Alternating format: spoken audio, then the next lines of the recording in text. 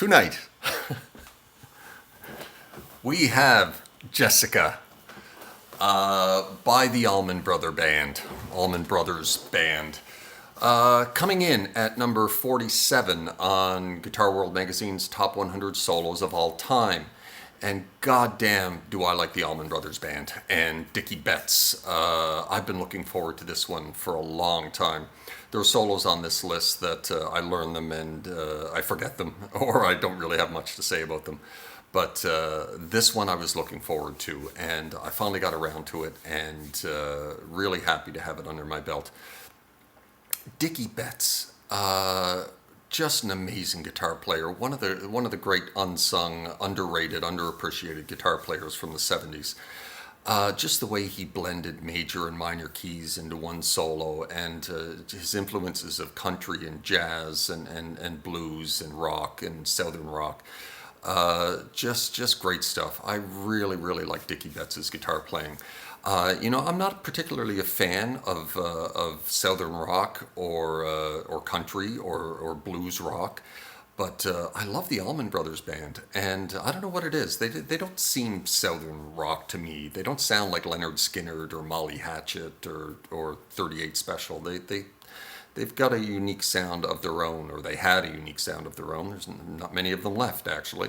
But I'm trying to be quiet because it's late at night here. It's about 3 o'clock in the morning, and I don't want to wake anybody up. But just a great solo. And as you know, everybody knows this solo. The whole instrumental. It's the theme from Top Gear.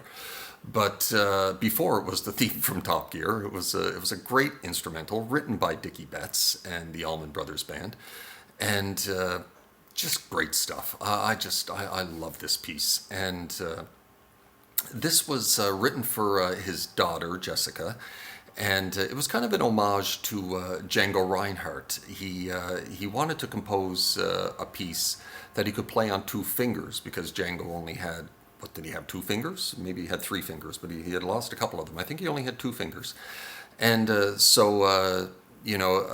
Dickey had said that he never plays it with 2 fingers, and I certainly didn't play it with 2 fingers, but I think it's possible.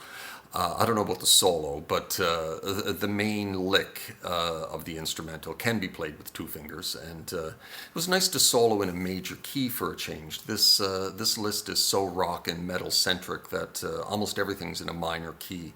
And so it was nice to play in a major key for a change. The main riff of this instrumental is in A major. The solo is in D major. Nice to do some riffage in a major key. I think I played that well. I love that.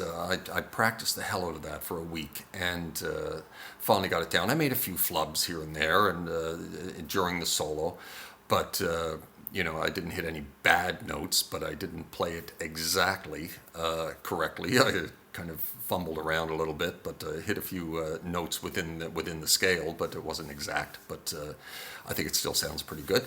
And so yeah, glad to have that one under my belt. I really had a great week with that. Really enjoyed it.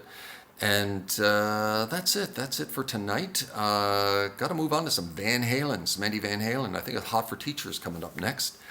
So I'm going to leave that there, and thanks for watching, as always, and I hope you like that one. I love that piece.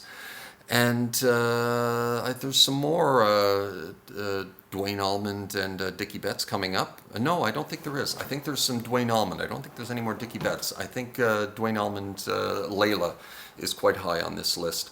Duane Allman once said that he was the famous guitar player in... God, I hope I didn't already say this, but that he was the famous guitar player in the Allman Brothers Band, but Dickey was the good guitar player. And I have to agree. I prefer Dickey Betts' guitar style. Duane Allman was a beast. He was an amazing guitar player, but to my ear, I just adore Dickey Betts' guitar playing.